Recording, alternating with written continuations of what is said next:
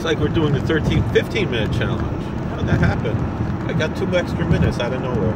So I can waste them talking about nonsense right now. So anyway, I don't want to talk about nonsense. I want to talk about a subject that I know very little about, but I'm trying to educate myself about. I did a little bit of research and spoke to people who know more about these things firsthand, and just give my 2 cents. Now, I know I have viewers here, people I know personally, who are going to know much more about these things than I know, and I'd like to hear their perspectives on this as well. Perhaps in the comments, or you could message me personally. You know who you are. But this is my take on this. I'm probably going to put the title like this.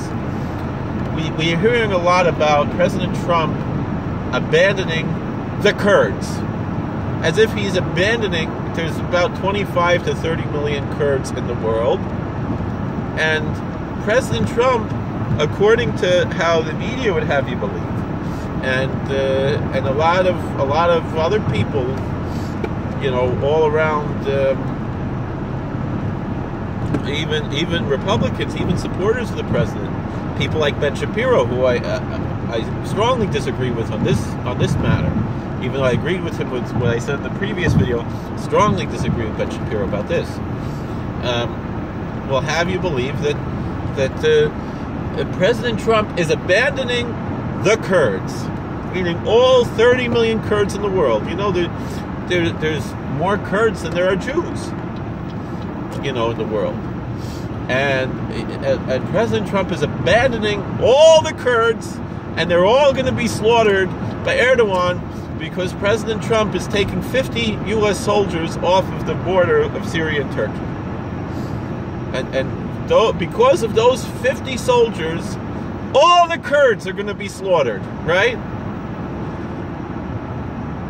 Now, I understand 99% of this is just people hate Trump, and they don't know anything about the Kurds, and I don't know anything about the Kurds.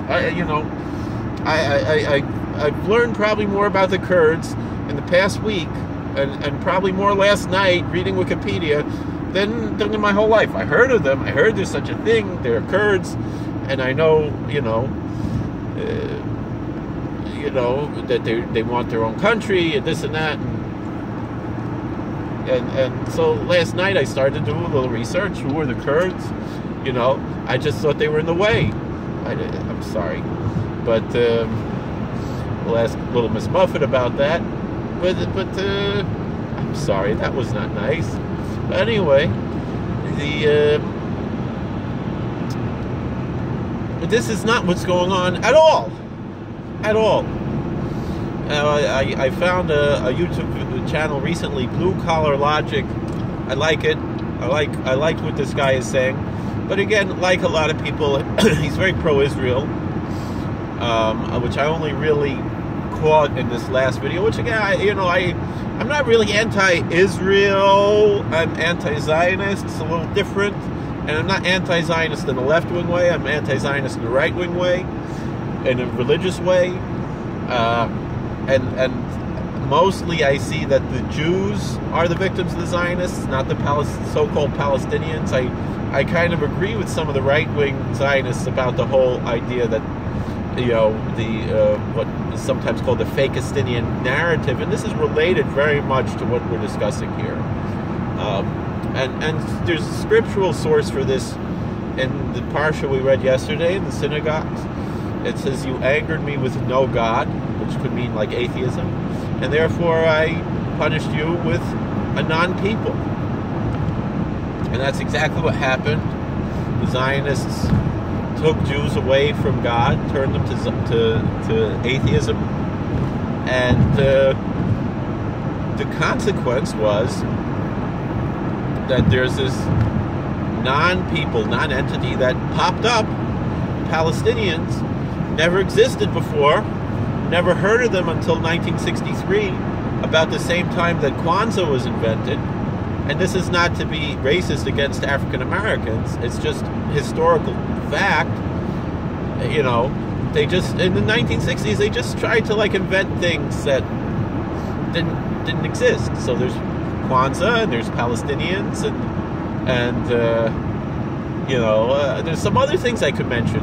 And I recognize people's freedom to have religious freedom and to have, cultural celebrations, and I have no problem with Kwanzaa. I just the same, they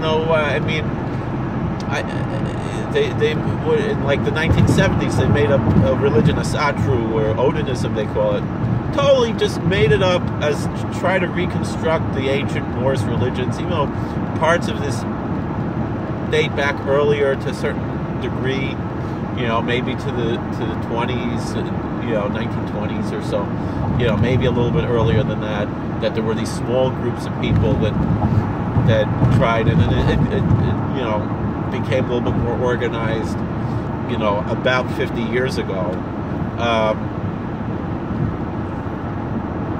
But in the prison where I work, we had somebody who was volunteering for this community, and he was volunteering also for the Wiccans, another thing that was just made up, in the 20th century, pretty much. And we had one volunteer who, strangely enough, could serve both, which is unheard of in a lot of, because they clash in a lot of things. And he couldn't work there anymore, and then and I'm working on getting a new Asatru or Odinist volunteer. I don't care, I'm not gonna oppose, people, practicing their religion, even if I think it's personally, against all of my religious values, because I believe in religious freedom. And I'm not here to push my religion on other people. And it goes back to what I was saying before about these other issues. We can agree to disagree and live in a society where authentic, classical, liberal, classical tolerance is the norm. And this is like all over this whole issue that we're talking about here. I only have 8 minutes left, so I gotta talk about it. So, the Kurdish people, as they're identified today, they live, there's a Kurdish diaspora around the world. Nashville, Tennessee has a pretty big Kurdish community there. But for the most part, where these four countries border, Turkey, Syria, Iran, and Iraq, is where the vast majority of the people who are identified as the Kurdish people reside. And the majority of those are actually in Turkey. Now, I have the blessing of having a colleague at work. I'm actually a supervisor, who is an imam who is Turkish, and he is a follower. He's not only a follower, but like a very close student of Fethullah Gulen. The reason I mention this is Fethullah Gulen is enemy number one to Erdogan, right? And so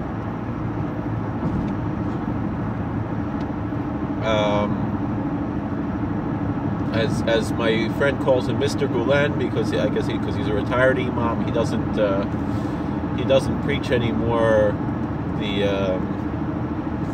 what do you call it, the khutbah on Friday, but he teaches every day.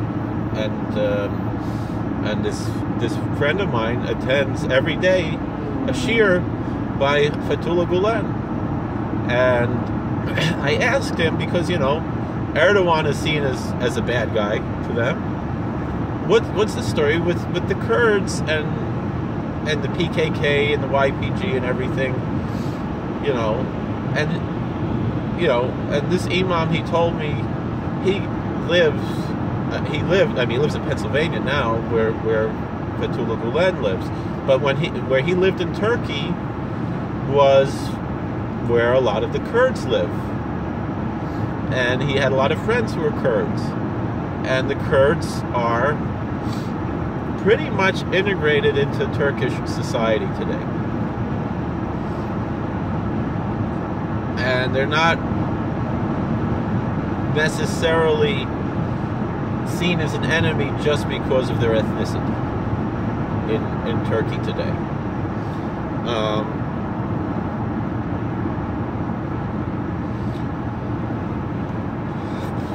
So, what's the story here with,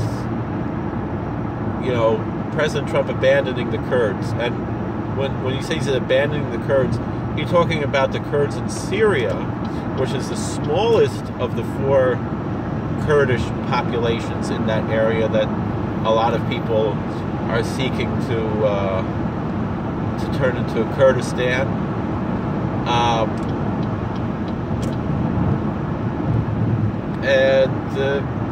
What's exactly going on now? There's a group called the PKK. These are communists. Now, most Kurds are pious religious Muslims, although in their own way, meaning they're perhaps less religious, a lot of them, than a lot of other Muslims.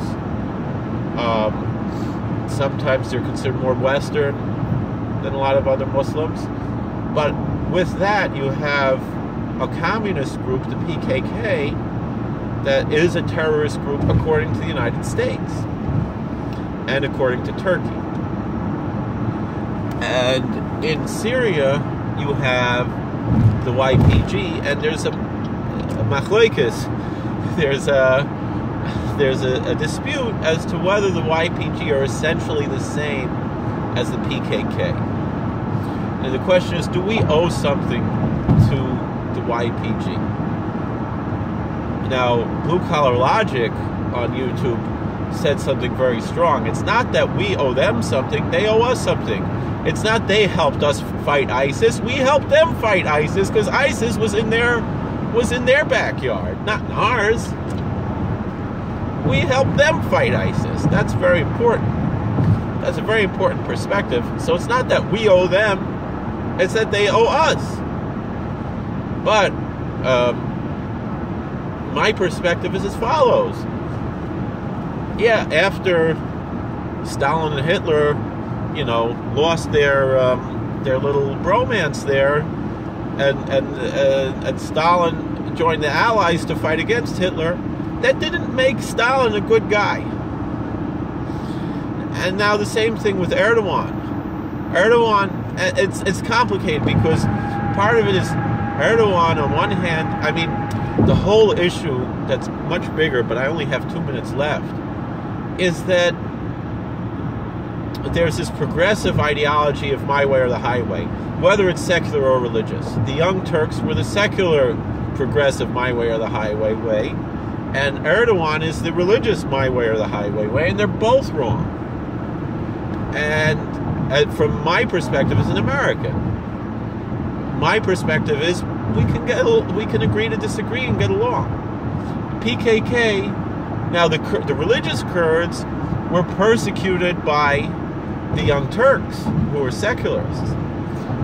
Now, the secular Kurds, who are communists and terrorists, are seen as an enemy by the religious Erdogan. Now, I think I got a fair and balanced view from a follower of Fethullah Gulen, who is considered an enemy by Erdogan, and yet he does not see the PKK as good guys just because Erdogan hates them. And the fact is that America also sees the PKK as terrorists. Why does Israel support them? Well, because Israel's the same thing, meaning it's transforming ethnicity, or in the case of the Kurds, or religious or ethnic identity in the case of the Jewish communities, into nationalism. That's what, and when I say the Kurds, most of the quote-unquote the Kurds, which are called Mountain Turks in Turkey, and I know they are suppressed, I know they're not allowed to use their language and so forth, and not even mention the word Kurd, but they are, they are part of Turkey, and they're not hated just for being Kurds. It's the same thing, that's why the Zionists love the PKK, because they're the same thing. They're nationalists who want to replace ethnicity with nationalism, just like the Zionists replaced religion with nationalism. I don't think President Trump is doing anything wrong. He didn't